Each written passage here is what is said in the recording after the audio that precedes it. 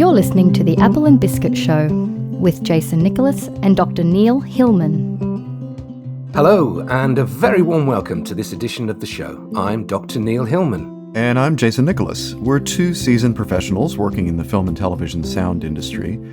The purpose of our podcast is to discuss the many ways sound is used in moving picture productions to entertain, inform, educate, and engage audiences. It's also a great way for us to meet up with colleagues we admire and to join with them in conversation, because how they utilize sound in their work interests, intrigues, and inspires us. And in turn, we like to think that we're quite different in the way that we as a team approach sound and sound design, not least of all thanks to our backgrounds.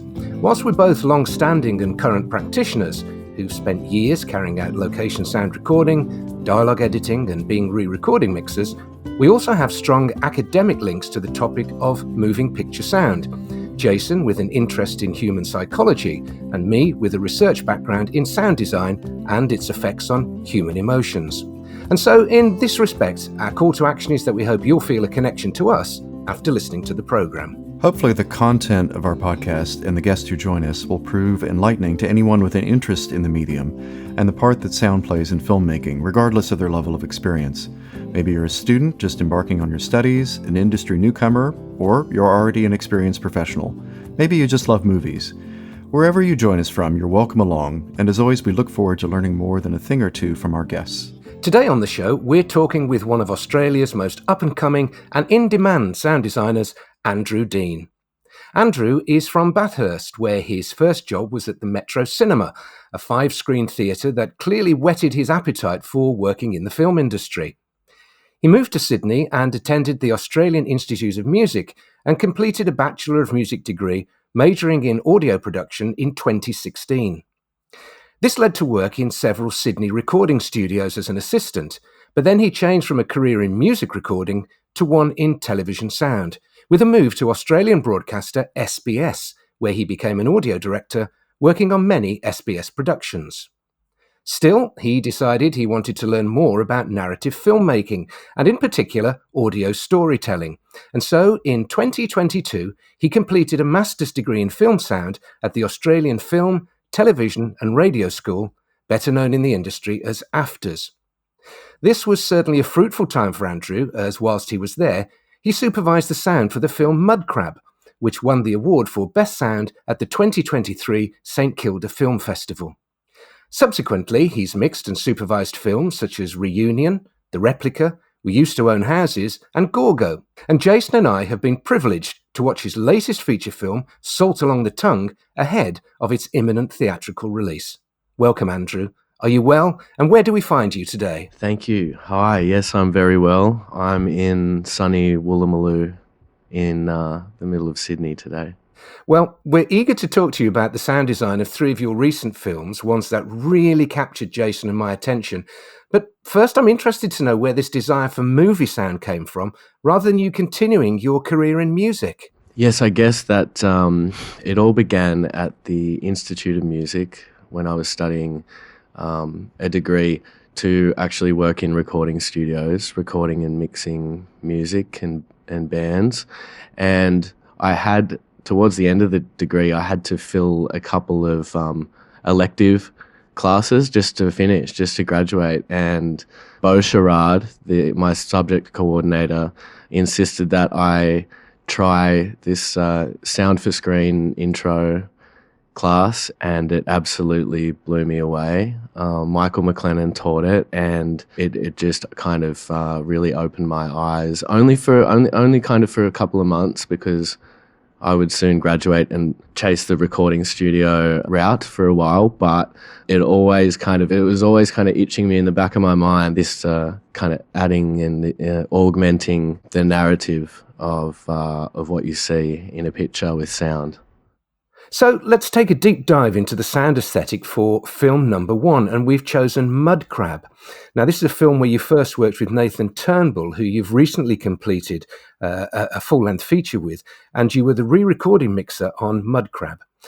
This is a difficult narrative subject, with the female protagonist, played brilliantly by Lanika Den, wrestling with her conscience over her suppressed culpability in the violent act that she's witnessed and maybe even passively encouraged. It's an extraordinary film, not least of all due to the performance of Lenika as the onlooker and the abettor Jenny, but also by the stunning portrayal of the victim Daniel by Joshua Mehmet, a role that he gained and lost 30 kilos in weight for. It really is an incredibly moving performance. There's very little dialogue in the film, with Jenny's recollections told by her in voiceover. Andrew, from her attitude towards the victim Daniel, the audience must surely have doubt over the authenticity of her account and her truthfulness. So was this always planned to be narrated by an unreliable witness, or did the film evolve this way as you were mixing it? It was always part of the plan to have this, to have it be a voiceover, to have it kind of be an internal monologue by Lenika. So the story is that David Robinson Smith, he was a year above me. He deferred for a year at AFTRS before the sound mix had been done. So he kind of had a year. I kind of came in and picked it up and did it. So I don't know what about that voiceover decision, but he's a kind of director that his films will be written like a voice, like an internal monologue. I'm really interested to know the kind of dialogue that you would have had as the re-recording mixer with David, the director. Obviously, these are conversations that go on in the mixing theatre that the audience don't get to hear, but they hear the results of. What can you tell us about that? The mixed theatre experience with David was really fulfilling, interesting time. It being, at the time, it would have been the third short film that I'd mixed, and the workflow was really, there was no kind of every scene that we would attack scene by scene, and there was no kind of, this is how we're doing it, this is how this scene has to sound. David would kind of give me my time to approach it and kind of start moving audio around and maybe pulling some sounds out. And then I would play a couple of minutes segment to him, and he would either be like, yep, or no. And then we'd just hit it again. Then I guess how that scene would end up sounding would speak to the following one or two scenes. So it was ever evolving. What I think made it easier in the way that the film is in two distinct halves, it made that kind of handling it in chunks, in segments, a whole lot more manageable and approachable. I find it striking that the music in the film is quite unlike any music that the characters in the film itself are ever likely to listen to. And it really sets the viewer apart in a way that what we hear is several layers of abstraction away from the world of the film. Yet at the same time, we are intimately drawn into the story with a first-person voiceover narration. What kind of discussion did you have with the director around the music for the film? Was the composer of the music involved in the mix at all? And did you have a discussion between the two of them about how you as a mixer could affect the emotions of the viewer? Yeah, the beautiful score was composed by James Mountain, who we had just, we were chatting yesterday and we realised that I've mixed now in 2 years, mixed 3 films that have his score in it, and we have a 4th one coming up in the next month. From what I understand, that score was written before the film was shot. The way that the instruments were recorded was in this such an amazing way that you can kind of hear the breath, and there's just such a, I think that kind of, I think leaning into that rather than trying to, I think it was definitely a conversation we had where it occurred a few times. And I guess historically, I would have lent into maybe trying to clean that up and kind of remove that. But just of the rawness of the picture and of the story, it made sense to kind of leave that stuff in. Like it added this really human flavour to it.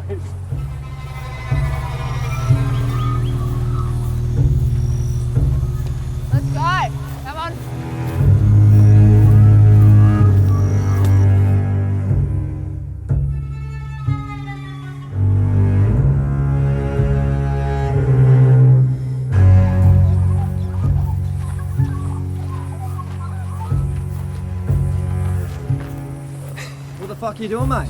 What are you doing here? Having a little party? Yes, sorry Where's about our invite? Where's our fucking invite? Sorry. Having a fucking party? Having a party? Are you fucking, where's our invite? No, I didn't say that. You're not going to have us here, are you? You're not going to have us here? It's not a party, it's just hanging out with your friends.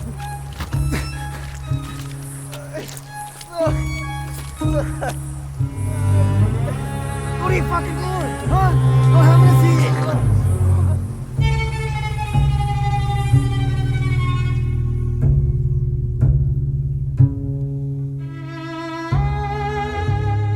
And you really play with the presence and the absence of sound in particular scenes.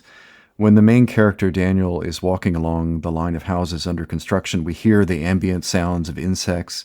But after he's attacked on the beach and is running home along the same road, all the ambient sound drops out and we hear only score. What are your thoughts on where and when you use ambient sound and where it's better to have score or just silence? Yeah, I was thinking about this earlier, and Mudcrab was the first. It was the first film that I had mixed where I kind of wasn't scared to. I would play around with completely removing an aspect of the sound, whether it be all the backgrounds and just kind of leaving an audience with the Foley and the score, or vice versa. This was made super easy by the perfect sound edit that Nathan Turnbull had done, that I just had all these options before me, and it was figuring out which one or two of these flavors is going to really help tell the audience what's going on with our characters. The decisions in a couple of instances where I just kind of decided to leave the audience with the score and no ambient sounds or atmospheres, that was to really kind of just leave the viewer with this incredible music that really speaks to what the character is going through. Yeah, just as we're talking about this, we talk about the unreliable narrator of the film. I think in a sense, the most reliable narrator in the film is the score, because it really sets the tragedy of the whole thing. And that's the most truthful, emotional impact that the film has. It's the music telling that story. And there are several shots in the latter half of the film where we hear very close miking of Daniel brushing his teeth, or when he's eating, especially when he's eating. And his interior world is also highlighted. He's playing video games, and we just hear the sound bleeding from his headphones.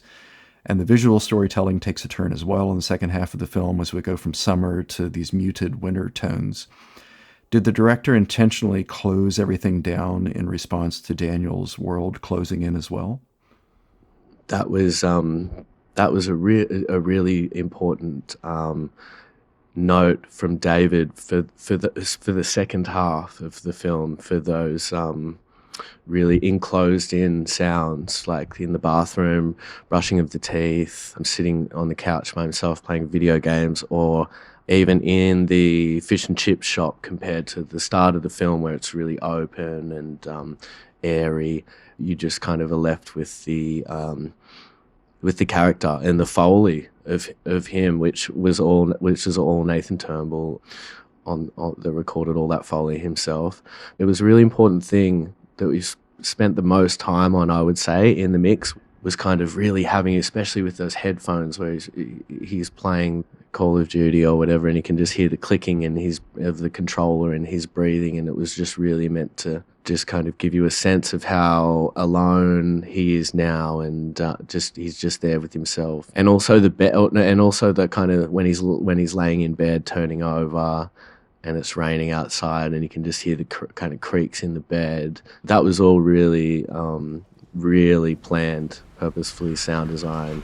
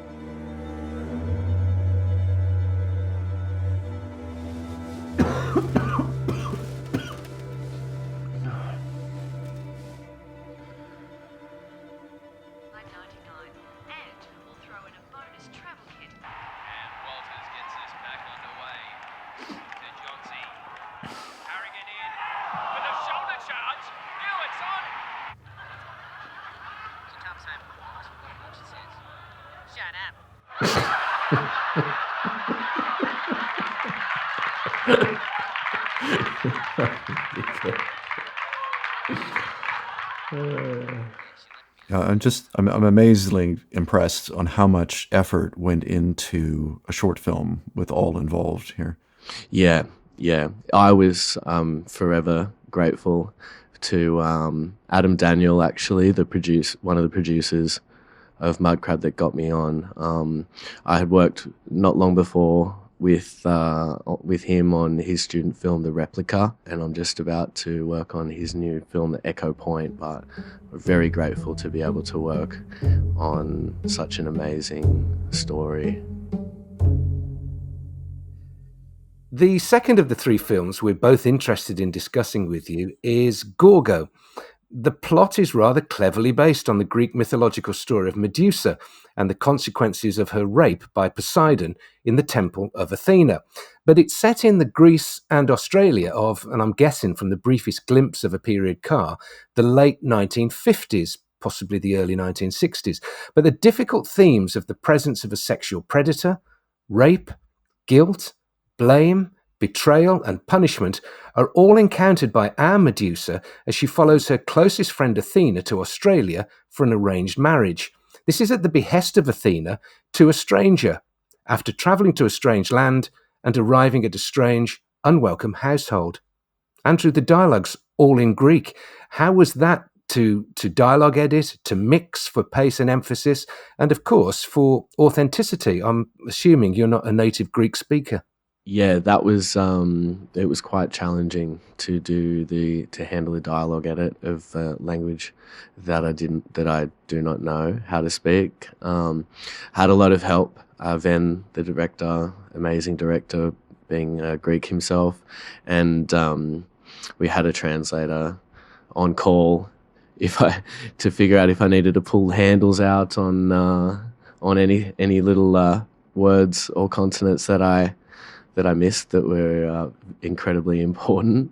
It's that subtlety, isn't it? It's that subtlety of a language that we don't understand, but, a native speaker might understand. When I'm sound designing, I'll often break down a scene into just 4 constituent parts, which I call the 4 sound areas: the narrative, abstract, temporal, and spatial. They're all elements of the soundtrack that I'm building. In Gorgo, I can clearly hear the narrative and temporal elements working together. At its simplest, the dialogue is fast-paced, for instance. But how did you use what I refer to as the abstract sounds of the 2 countries in the atmosphere tracks? And how did you manage the space around the dialogue to contrast between Medusa and Athena being firstly in Greece and then in Australia? Yeah, I think it's very funny because in my exegesis at AFTRS, I've probably I referenced your book and your writing on that area when talking about Gorgo and the abstract. The most fun and interesting part of sound designing Gorgo for me was when Medusa arrives in Australia in the early 60s.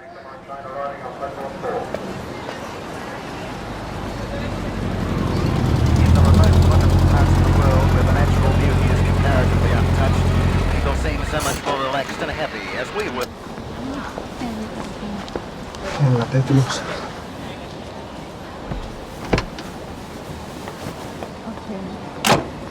Τα κατάφερες. Καλώς όρισες. Πού είναι η Αθηνά?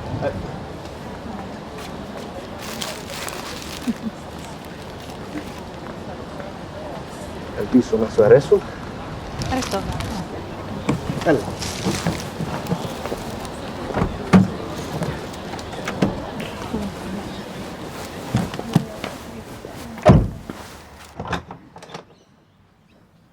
It was finding a way of making everything sound alien to her, although it, albeit everything is it's traffic and walla and radio, kind of radio shows, but how could and cicadas and kind of insects that maybe Medusa had never heard before, but kind of just manipulating all of these all of these things that we would find normal to make it seem like a very unsettling, unnerving new place to her. It's a very hostile household that she comes into, isn't it?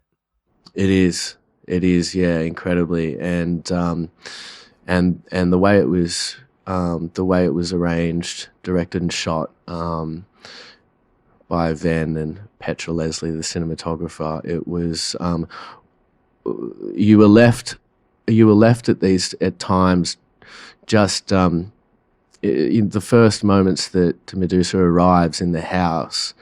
She kind of meets Athena, and then within moments she's kind of left sitting there in the living room by herself, and you can only hear these sounds outside, which to us like would be just kind of urban, suburban, normal atmosphere, everyday atmospheres, Sydney, Western Sydney, Saturday afternoon, but manipulating these and making them sound a little unsettling and off-putting. Well, it creates isolation for her, doesn't it? I think that's very well achieved, that isolation as we see her there in that strange household. Yeah, absolutely. It was not hard for me to kind of figure out immediately what I needed to do, because the picture was so clear and the direction from Ben was so clear that I knew kind of my job for those scenes, those empty spaces, not being too heavy-handed with the sound, but just subtly implying that something's not right. Στάθηκε στη χέτη πάντως. Πίστευα ότι θα ήσουν ευτυχισμένη.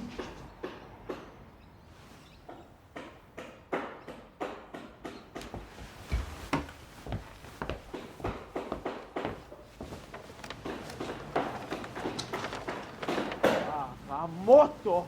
Τι έπαιδες τώρα? Σκάσε. Αν ήξερα ότι ήσουν τόσο άχρηστος, δεν θα σε παντρευόμουν. Θα μου μιλάς σε μένα έτσι, είμαι ο άντρας σου ρε γαμώτο. Αυτό και αν ήταν λάθος μου, ναι?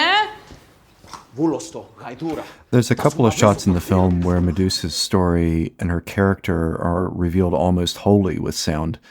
The opening of the film starts on black, and we hear the outdoor sounds of the olive grove in Greece and her singing. And it's this open feeling. And then later on her wedding night, we're in the bedroom with her and her husband, and we hear her painful experience more than see it. And in both these instances, I think the story is much better revealed by the sound rather than by vision. Was there a discussion with the director around this in particular? Yes, this was something that was was the most challenging, maybe at this point in my career, the most challenging thing for me to do in terms of sound design was creating an everyday life in this household, which you couldn't see in the picture. What's happening upstairs? The men in the house are doing housework. Where are they located? Where would you be able to hear those from in a theatre space? Like, where would we? What would we want the audience to think, and where the other characters were placed in the household? What does that kind of mean to Medusa? Like, where is she trying? Is she kind of trying to be quiet and sneak around? You kind of get that from at the end of the film, where there's the big twist at the end of the wedding night, and where there's stuff happening in all these different rooms in the house, but what can that character that we're in their headspace, what can they hear? What, as an audience, what do we hear that they don't? Deciding what can we hear that the characters can't, and where that creates empathy was really hard, but really cool. We did it. I thought it was really powerful. One of the things that I like to think about if I'm sound designing is putting the audience in two positions. The first one is, I know how I felt when that happened to me, or I know how I would feel if that happened to me. And it's sort of asking those questions of the audience, which I think you did so very, very well in Gorgo. Thank you very much. Yeah, it was whenever we would get stuck, we would always ask, Ven and I would ask each other, what do we want the audience to understand right at this point? And then if that wasn't the right question for that scene, it was what do we want them to feel?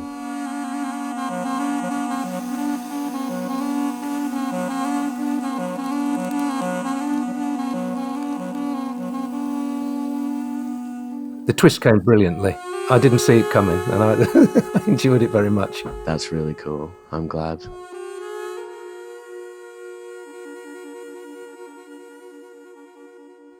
Our third choice to discuss with you is your latest sound design and mixing work, Salt Along the Tongue.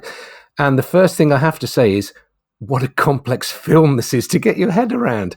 It's unfair to draw comparisons, but there are definitely moments reminiscent of The Exorcist and The Witches of Eastwick, with food, demonic voices and vomiting a recurring theme. Now, if that hasn't aroused your interest in this present-day horror story, then let me share a little more of the plot with you. A young woman, once again played brilliantly by Lanika Den, becomes possessed by the spirit of her dead mother as a means of protection against a malevolent manifestation that is summoned by food preparation and an internet cookery show. This curse is nothing if not contemporaneous. There's an underlying motif in the film of food, digestion, gestation, lots of fluidy stuff. How did you approach the sound design for all of this and tie it together in the story? What a ride it was. We just wrapped the mix last week on Salt Along the Tongue, Parish and I. When I read the script, which would have been September last year, it was incredible the amount of detail and the amount of that sound was written every page, every paragraph into the script. It was so important for Parish, and he thought so much about the role that sound is a character in this film. There are a couple places in the film where these cycles and returning were subtly hinted at. And I'm thinking in particular in the scene in the bowling alley where we clearly hear the ball returning and it almost morphs into this biological sound. And then there are other places where we think we're hearing one thing, but it's something else. There's a very uncomfortable scene where it sounds like we're hearing one of the girls being abused, but it's actually her stabbing a knife into the woodwork of a wardrobe. And I think this is one of the mistakes that's often made, and especially so in horror films, is that the filmmakers assume they have to show the horror on screen, when it's usually better to place the sound in the mind of the viewer and let them fill in the gaps. Was this a desire of the director or something that you had a discussion with him about? Yes, it was.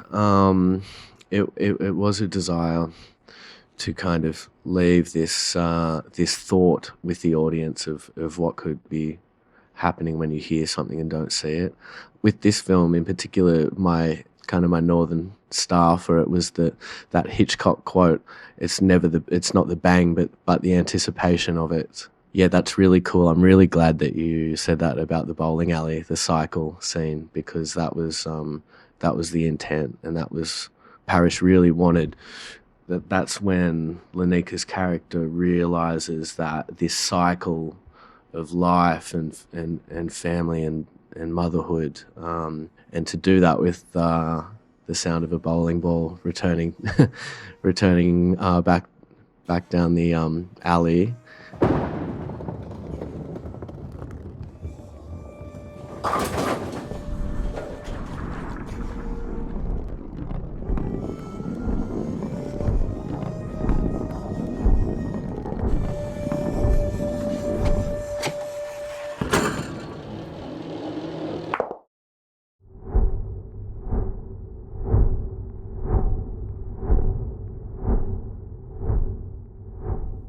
Yeah, I think there's a lot this is in, one of the sort of triumphs of sound design in film is that in retrospect, I can look back, I've seen the film and I can think about it and that, but there's, again, this underlying thing that's happening with the sound that the audience doesn't realize it's happening, but you're doing it to them consciously, but then subconsciously it's building up and building up and building up through the film.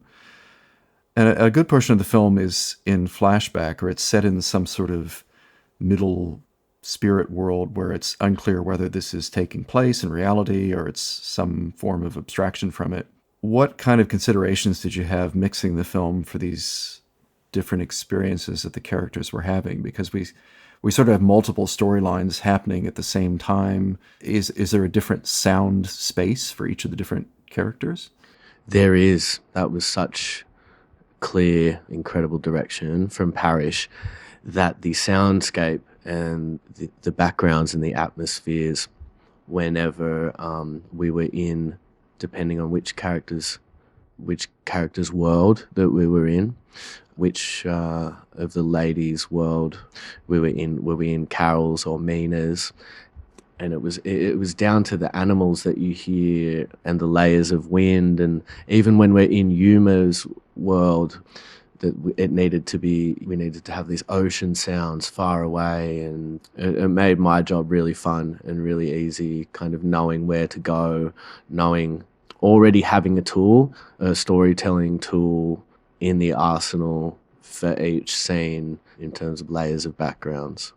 Really gave me a strong start for every sequence.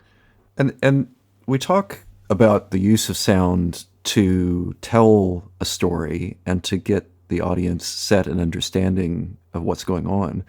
But this isn't a film that ends with a nicely wrapped up, like, oh, this is what happened, and it's really clear. It ends up very ambiguous and you're not quite sure what's happening.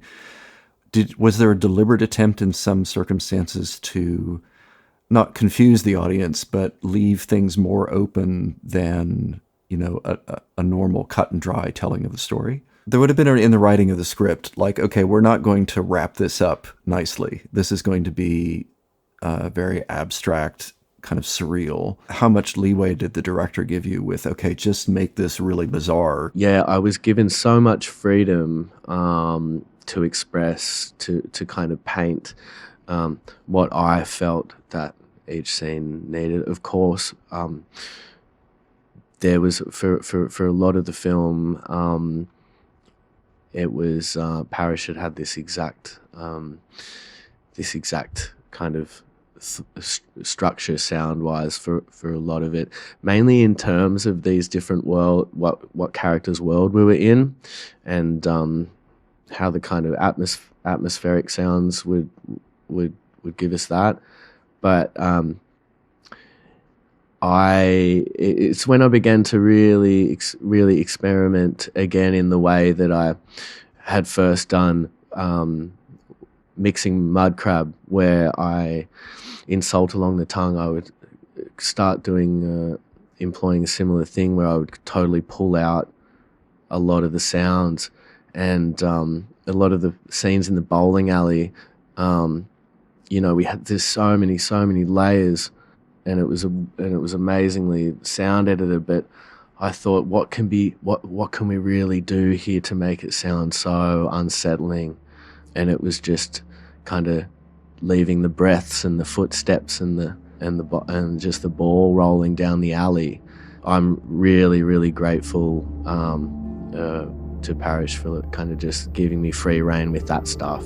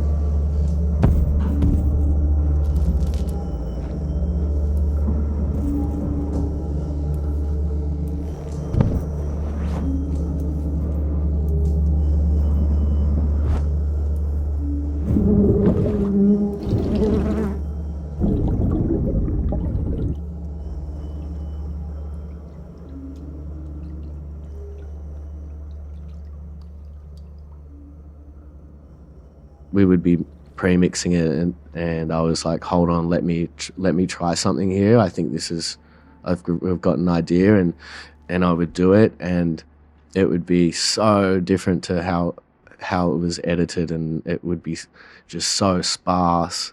But he really, and he would at times question why, what he was like, look, I like it, but why are you doing this? Is a purpose to doing this? Because a lot of the time with me, I guess my purpose is just making people feel unwell with sound design, but there was a purpose to it, which was, especially with the kind of bowling alley scenes, is having the background chatter of the friends and these groups of people having fun, have that all fade away, and you just left with the character and, you know, their breaths and their feet. Well, it'll be a good test when it's out in theaters to see how unwell the audience is. Maybe theatre owners won't thank you for that. If we could just go back again to the concept of the narrative and temporal sound areas. In this film, there are two distinct tempos of dialogue, aren't there? We have the fast-paced Italian speakers and the noticeably slower English language scenes. I found it interesting to observe that as Lanika's character, Mattia, became more possessed by her mother's spirit, so too her delivery moved from being slow to fast, and her voice became more authoritative. To what extent did you influence that in the mixing? Well, Parish decided that we would ADR a lot of stuff for delivery. A lot of the changing performance and the heightening of anxieties in the film was Parish's idea to get actresses back in to the ADR booth and re-record a lot of stuff, delivered slightly differently, but in a way that it was kind of always altering and always shaping along the road of the film. What we found extremely helpful was setting time aside and recording a lot of breaths and sighs with all of our talent, and kind of developing little sound banks for each character to punctuate in the mix, to punctuate scenes. Found that an extremely useful tool. There is this school of thought, of course, with ADR that you're losing the artistic truth by replacing that dialogue. But here, you're actually using it to work the narrative in a different way, aren't you? I quite like to do, for instance, what I describe as a breath pass. I find that really useful as a dialogue editor. How did the actors feel about coming back and their performances being slightly modified? Everyone was so welcoming of it. It maybe slightly apprehensive at first until they kind of were seeing it kind of placed back into the mix, and what just the punctuation and the way it can add a little gravity to every sentence. I've worked on films where ADR has really made a huge difference, and the artist has embraced it. I've equally worked under protest, where the artist is working under protest because they feel that their work on set has been compromised. So it's a very delicate position to be in, isn't it, when you're in an ADR session? And I often think that as the ADR recordist, you are at the busiest that you're ever likely to be in post-production, because you never want the director waiting for you. You never want the artist waiting for you. Meanwhile, you're trying to comp a few takes together in case the director... How was it for you? Was that a challenge? It was a challenge. I've never been really super confident with recording ADR, but I welcome the challenge. I learned a lot in this process. Still haven't learnt to organize my Pro Tools session any better. Well, the organization of Pro Tools may be beyond what we can hope for in this life. Okay, good. Okay, thank you. If you say it to me, then I'm fine with it. It's housekeeping is so important in an ADR session, keeping track of everything. Andrew, thank you so much for being our guest today. It's been wonderful to talk with you about these completed projects. So what's next in the pipeline? Thank you so much. It's an honor to be on this podcast and speak to you both. It's been so much fun. Next up for me, I'm currently just about to start post sound on 2 short films, a film called January by Shin Ocean and a film called Echo Point by Adam Daniel, which is a 7 or 8 minute ghost story set in the Blue Mountains, which I'm very keen to sink my teeth into. Well, that sounds great, and hopefully you can come back and tell us about those projects too. Salt Along the Tongue, written and produced by Parish Malfitano, is released later this year, so keep your eyes open for screenings taking place near you. The viewing link for Mud Crab and Andrew Dean's contact details are in the notes for today's show, along with Jason and my contact details as enthusiastic and experienced work-for-hire dialogue editors. My work as a sound producer, overseeing films from pre-production right through to post-production, as well as the live online coaching sessions we run that we like to think are relevant and useful for all craft creatives, not just sound professionals. It's our goal with our podcast to educate listeners from all backgrounds about the underappreciated, wider role sound plays in life, as well as in the film and television industry, and also develop a sound language and style of dialogue that filmmakers can use to more easily communicate with each other about sound for moving pictures. If you like what you've heard today, please be sure to subscribe to the podcast and leave comments about what would be helpful to you in your work and who you'd like to hear from on the show. And lastly, thanks for listening. The Apple and Biscuit Show is written, produced and presented by Jason Nicholas and Dr. Neil Hillman. It is edited and mixed by Jason Nicholas in our Sydney studio. Apple and Biscuit Show.